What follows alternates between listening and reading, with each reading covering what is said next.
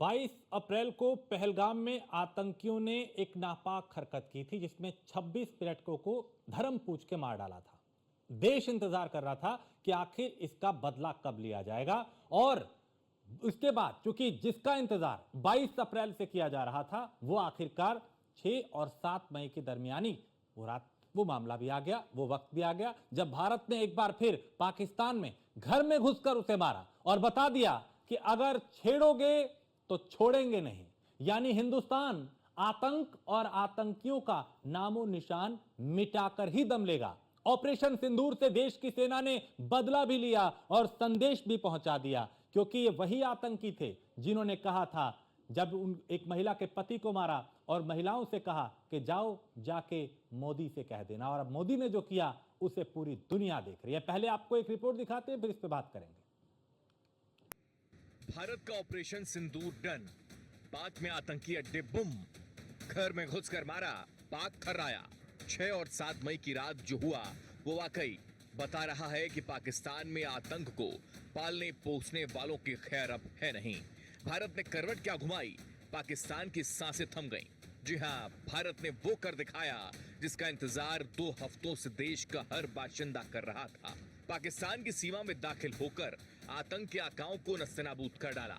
आपको ग्राफिक्स के जरिए समझाते हैं कि आतंक के कितने अड्डों को हमारी सेना ने तबाह कर दिया है और इसके बाद से ही आतंक की पौध थर्रा रही है।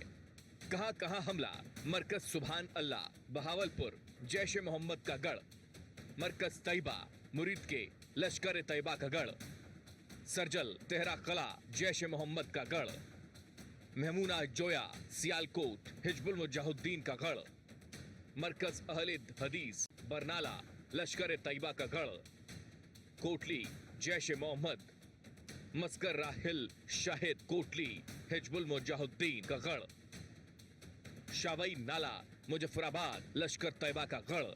अब जरा सुनिए कि आखिर देश में ऑपरेशन सिंदूर से पहले क्या कुछ हुक्मरानों ने कहा, यानी जो कहा वो किया, आतंक को मिट्टी में मिला ही दिया। अब आतंकियों की बची खुची जमीन को भी मिट्टी में मिलाने का समय आ गया है।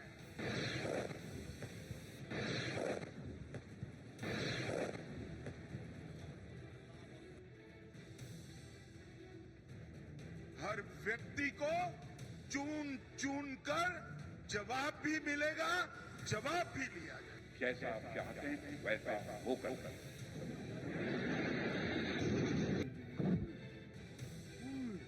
ये नुकसान, ये 9 नंबर, ये मस्जिद तैयबा मरकज उमरकरा के अंदर।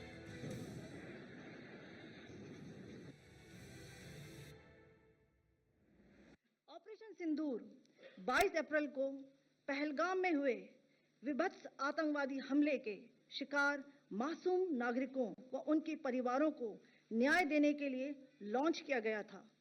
इस कार्रवाई में 9 टेररिस्ट कैंप्स को टारगेट किया गया और पूरी तरह से इसे बर्बाद किया गया। पाकिस्तान में पिछले 3 दशकों से टेरर इंफ्रास्ट्रक्चर का निर्माण हो रहा है। इसमें recruitment, indoctrination centres, training areas व लॉन्च पैड शामिल थे, जो पाकिस्तान और पाक अधिकृत जम्मू कश्मीर POJK दोनों में फैले हैं। इन लक्ष्यों का चयन विश्वसनीय इंटेलिजेंस के आधार पर हुआ ताकि आतंक गतिविधियों की रीढ़ तोड़ी जा सके और यह खास ध्यान दिया गया कि निर्दोष नागरिकों और सिविलियन इंस्टॉलेशन को नुकसान न पहुंचे। 22 अप्रैल 2025 को लश्कर तैयबा से संबंधित पाकिस्तानी और पाकिस्तान प्रशिक्षित आतंकवादियों ने भारत में जम्मू और कश्मीर के पहलगाम में भारतीय पर्यटकों पर बर्बरतापूर्ण हमला किया। 25 भारतीयों और 1 नेपाली नागरिक को कायरतापूर्ण मौत के घाट उतार दिया गया। मुंबई के 26 नवंबर 2008 के हमलों के बाद यह भारत में हुई किसी आतंकवादी हमले में मारे गए आम नागरिकों की संख्या की दृष्टि से सबसे गंभीर घटना है। पहलगाम आतंकवादी हमले की जांच से पाकिस्तान के साथ आतंकवादियों के संपर्क उजागर हुए हैं। रेजिस्टेंस फ्रंट द्वारा किए गए दावे और लश्कर तैयबा से ज्ञात सोशल मीडिया हैंडल द्वारा इसको रीपोस्ट किया जाना इसकी पुष्टि करता है। चश्मदीद गवाहों और विभिन्न जांच एजेंसियों को उपलब्ध अन्य सूचनाओं के आधार पर हमलावरों की पहचान भी हुई है। अब आपको बताते हैं कि भारत ने किस स्टाइल में और सेना की ताकत से पाकिस्तान में आतंक और आतंकी जमी को क्लीन कर डाला है। दरअसल पहलगाम आतंकी हमले का जवाब ऑपरेशन सिंदूर से भारतीय तीनों सेना ने संयुक्त ऑपरेशन के जरिए दिया और किस तकनीक का इस्तेमाल किया गया वो समझिए। स्कैल्प क्रूज मिसाइल ऑपरेशन में अत्याधुनिक हथियारों का किया इस्तेमाल। स्कैल्प क्रूज मिसाइल का किया गया इस्तेमाल। स्कैल्प हवा से लॉन्च की जाने वाली क्रूज मिसाइल है जिसकी रेंज 250 किलोमीटर से अधिक होती है।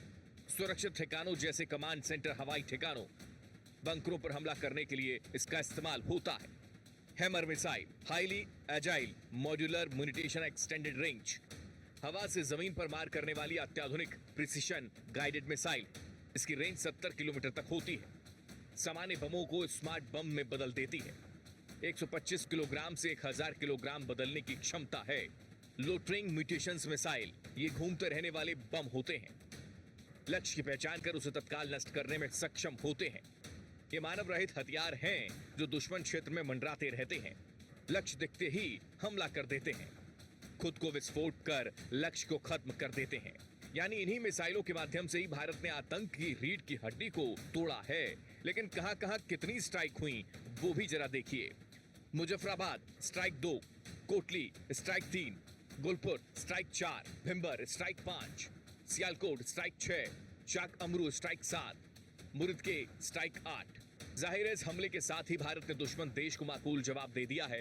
यही वजह है कि हर बार आतंकियों पर हमले के एक्शन को मानने से पाक बार बार बचता रहा। लेकिन इस बार उसने खुद से माना कि पाक पर हमले किए गए, भारत ने किए, उसमें कई लोगों की जानें गईं। पूरे विश्व का भी भारत को सहयोग अब मिला है और अपने अधिकार का बखूबी भारत इस्तेमाल कर रहा है, क्योंकि ये बदलता और मजबूत भारत है। Report news one India. Bharat का तो पाकिस्तान में आतंक की जो फैक्ट्री थी, कई ठिकाने थे जिन्हें तबाह कर दिया गया। 25 मिनट 9 ठिकाने और मिसाइल अटैक। यह भारत की ताकत है जो अब घर में घुस के मारता है, जो पहले छेड़ता नहीं और अगर छेड़ोगे तो फिर छोड़ता नहीं। यह प्रधानमंत्री ने भी कहा था। पाकिस्तान नहीं माना। पहलगाम में एक कायराना हरकत कराई, एक हमला करवाया जिसमें कई लोगों की जान गई और उसी दिन से देश बदला मांग रहा था कि इन आतंकियों का खात्मा कब होगा। अब चुन चुन के आतंकी मारे गए। इसमें कई वो आतंकी भी शामिल थे जो भारत में कई हमलों को अंजाम दे चुके हैं। मसूद अजहर, इसका पूरा परिवार खत्म हो गया। यह वो मसूद अजहर है जिसने पुलवामा, पठानकोट, मुंबई और कई दूसरे हमलों का मास्टरमाइंड कहा जाता है। अब अपने परिवार की मौतम पे मातम मना रहा है, खून के आंसू रो रहा है और कह रहा है काश मैं भी मर जाता। मरेगा, यह भी मरेगा, वक्त इसका भी आएगा। वो दिन दूर नहीं जब इसको भी जहन्नुम की सैर भारतीय सेना कराएगी। लेकिन अभी ऑपरेशन सिंदूर के जरिए एक बड़ा मैसेज भारत को अंतर्राष्ट्रीय स्तर पे भी समर्थन मिल रहा है। चाहे अमेरिका हो, रूस हो, इजराइल हो, कई देशों ने भारत का समर्थन किया और अमेरिका ने तो कहा कि भारत हकदार था इसका कार्रवाई का और अगर पाकिस्तान ने कुछ किया तो अच्छा नहीं होगा। अजीत डोभाल ने भी कह दिया कि अगर अब पाकिस्तान की तरफ से कोई हरकत हुई तो फिर बख्शा नहीं जाएगा। लेकिन दुश्मन को कम नहीं आंकना चाहिए और इसीलिए शायद तैयारियां इस बात की जा रही है कि अगर किसी तरह की कोई साजिश दुश्मन देश करता है तो उससे बचाव की क्या उपाय होने चाहिए। इसी को लेकर आज देश भर में मॉक ड्रिल भी की जा रही है।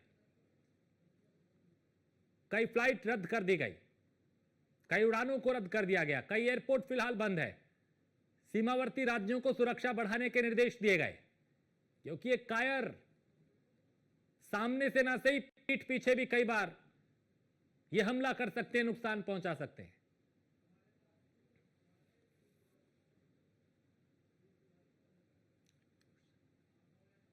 और पीयूष हमारे संवाददाता इस पे और ज्यादा जानकारी के साथ जो लगातार इस पे नजर रख रहे हैं और पल पल की अपडेट सुबह से न्यूज़ वन इंडिया के दर्शकों तक पहुंचा रहे हैं। पीयूष, चूंकि अटैक तो कर दिया, बदला तो ले लिया पहलगाम का, लेकिन दुश्मन को कम नहीं आंकना चाहिए। किस तरह की तैयारियां पाकिस्तान क्या कर सकता है उसको लेकर? बिल्कुल, अगर हम बात करें तो हर बार पाकिस्तान ने कायराना हरकत की है और आपने देखा है किस तरीके से निर्दोषों की हत्या करना, निहत्थों पर गोली चलाना, ये पाकिस्तान की फितरत हमेशा से ही रही है और भारत इस बात को बखूबी जानता है। और यही कारण है कि आज देर रात आपने देखा कि जब एयर स्ट्राइक हुई या यूं कहें कि जब आतंकी ठिकानों को नेस्तनाबूद किया गया पाकिस्तान में, तो किस तरीके से पाकिस्तान ने एलओसी पर या सीमाओं पर गोलीबारी की और सिविलियन को निशाना बनाया, जिनमें जानकारी मिल रही है कि 1 से 2 सिविलियन को गोली भी लगी। तो पाकिस्तान अपनी हरकतों से बाज नहीं आ रहा है और लगातार गिदड़ धमकियां पाकिस्तान दे रहा है। हालांकि भारत पूरी तरीके से सशक्त है, मजबूत है और हर बार भारत ने मुंहतोड़ जवाब पाकिस्तान को दिया है। जरूरत पड़ी है तो घर में घुस के आतंकियों को मारा है पाकिस्तान में। लेकिन सबसे बड़ी बात है कि कोई भी दुश्मन कितना भी कमजोर हो उसको कम नहीं। चलिए पीयूष, मैं आपके पास आता हूं, मैं लौटता हूं। हमारे साथ कर्नल टीपी त्यागी जी हमारे साथ जुड़ चुके हैं। त्यागी जी, आज का दिन बतौर भारतीय, बतौर एक सैनिक, बतौर एक जवान आपके लिए कितना खास? क्योंकि कई देश पे हमले हुए, उसके बाद कहीं एयर स्ट्राइक हुआ, कहीं कुछ हुआ, कहीं कुछ हुआ, लेकिन बीती रात जो अटैक हुआ उसको देखते हुए आपको क्या लगता है, किस तरीके का गर्व है और क्या पाकिस्तान अब अगला कदम उठा सकता है? देखिए, पहले तो गर्व की बात करता हूँ। ये पहली बार है कि जब आतंकी हमलों के जवाब में हिंदुस्तान की फौज ने न केवल पाकिस्तान ऑक्युपाइड कश्मीर के अंदर हमला किया, बल्कि इंटरनेशनल बॉर्डर को पार करके पाकिस्तान के मेन लैंड में भी हमला किया। मीन्स कि एक किस्म से ये पाकिस्तान में घुस के अटैक किया गया। दूसरा, इस अटैक के अंदर 9 कैंप तो तबाह किए गए आतंकियों के, पर उसमें 3 ऐसे हैं जो बहुत इम्पोर्टेंट और बड़े आतंकी संगठनों के हेडक्वार्टर थे। सबसे पहले तो भावलपुर का जैश-ए-मोहम्मद का कैंप, उनकी मस्जिद, उनके ठिकाने, उनका मुख्यालय, और तो और वहाँ पे वो मसूद अजहर के परिवार के भी 14 लोग मारे गए। दूसरा, जो कोटली यानी कि जो हिजबुल मुजाहिदीन का हेडक्वार्टर, और तीसरा भावलपुर जैसे बता दिया मैंने। हाँ, एक और ये लश्कर-ए-तैयबा का हेडक्वार्टर।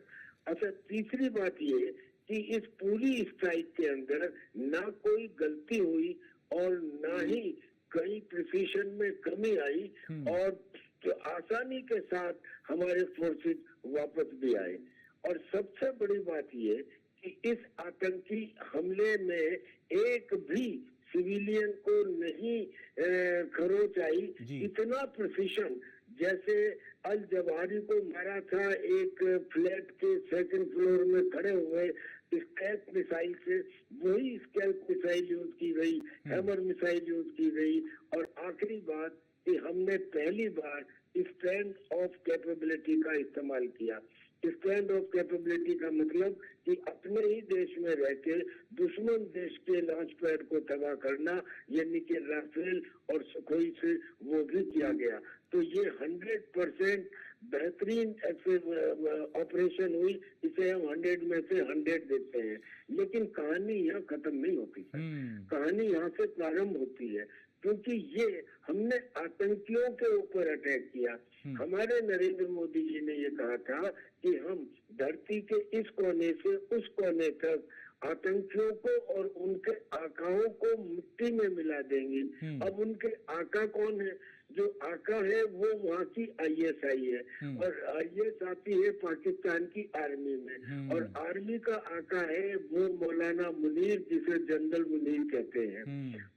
जिसने ये कहा कि इस्लाम की तो सुपीरियर आइडियोलॉजी है, और जिसने कहा कि हम कॉमन हेरिटेज को नहीं मानते, और जिसने पहलगाम के हमले का षड्यंत्र रचा, उसके द्वारा, लश्कर तैयबा के द्वारा और द रेजिस्टेंस फ्रंट के द्वारा। तो अभी सिपाहियों पे तो हमला हुआ ही नहीं। फिर आतंकियों को तो आप मारिए, एक को मारो दूसरा खड़ा हो जाता है 72 उम्रों के ख्वाब में। लेकिन सिपाही जिसको बनाने में समय लगता है, ताकत लगती है, पैसा लगता है, उनके ऊपर होना बाकी है। तो मैं तो समझता हूँ कि ये फेज 1 है या ये बूंदाबांदी है, मूसलाधार बारिश होना अभी बाकी है। और एक मिलिट्री स्ट्रेटेजी के हिसाब से एक बात कहना चाहता हूँ कि हम लोगों को हम हमेशा सहनशीलता और धैर्य और संयम के चक्कर में रहे। देखिए, मिलिट्री स्ट्रेटेजी ये कहती है कि जब दुश्मन सबसे ज्यादा जहाँ कमजोर हो, जब कमजोर हो, तब उस पर तादाद से ज्यादा ताकत से हमला करो और विजय सुनिश्चित करो। आज की तारीख में पाकिस्तान इतिहास में इतना कमजोर नहीं रहा जितना आज है।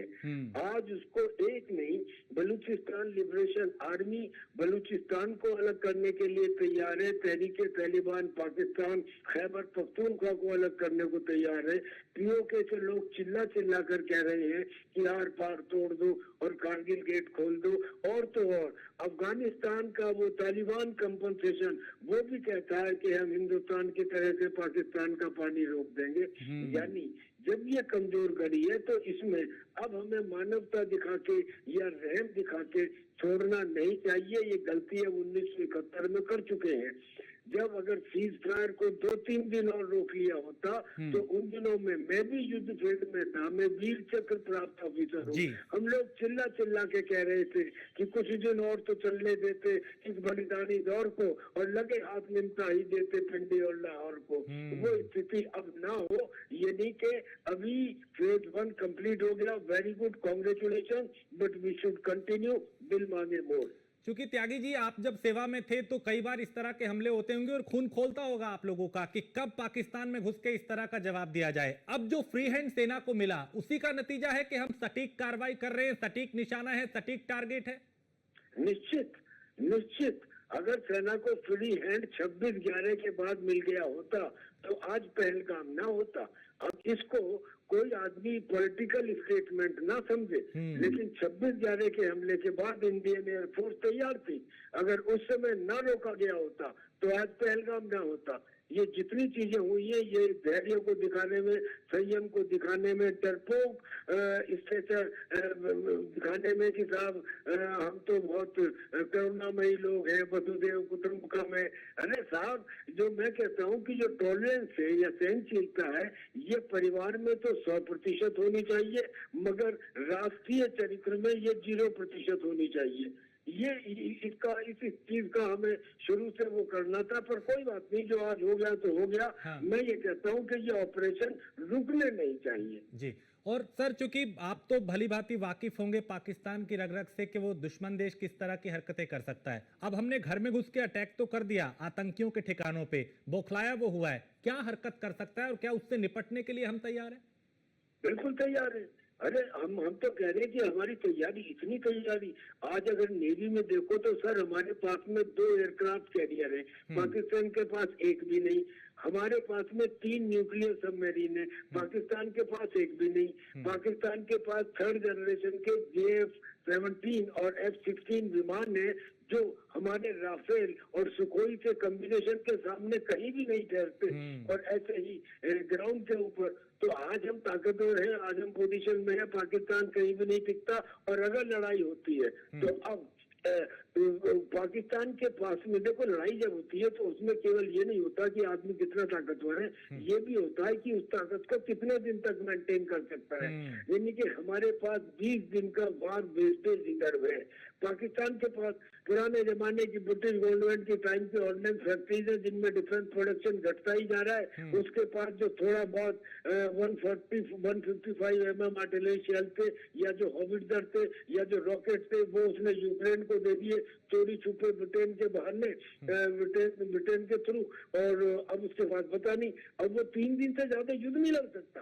3 दिन से ज्यादा जो युद्ध नहीं लड़ सकता, तो इस कमजोरी का अगर हम फायदा ना उठाएं तो ज्यादा ताकत का फायदा क्या हुआ। बिल्कुल, और उसके बावजूद भी उसकी हैकड़ी, उसकी अकड़ कम नहीं हुई, गिदड़ भपकियां दे रहा है। लेकिन अब वो जान गया कि भारत अब घर में घुस के मार रहा है, तो अगला कदम क्या होगा। बहुत शुक्रिया आरटीपी त्यागी जी। हमसे बात करने के लिए और ये बताने के लिए, समझाने के लिए कि क्या हालात है, कैसे पहले थे, अब क्या है और क्या किया जा सकता है और आगे क्या भारत करेगा। तो दहशत में पाकिस्तान है, आतंक का और आतंकियों का खात्मा किया जा रहा है।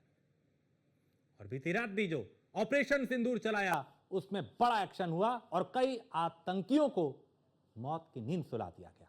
एक ब्रेक के लिए रुकेंगे, आप बने रहिए न्यूज़ वन इंडिया के साथ। भारत का ऑपरेशन सिंदूर डन। पाक में आतंकी अड्डे बुम। अब आतंकियों की बची खुची जमीन को भी मिट्टी में मिलाने का समय आ गया है।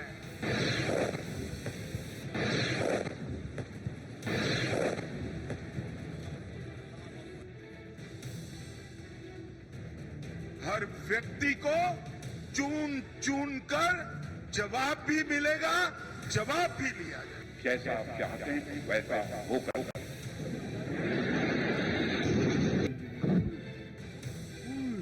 ये नुकसान है, ये 9 नंबर, ये मस्जिद तैयबा मरकज उमर करा के अंदर।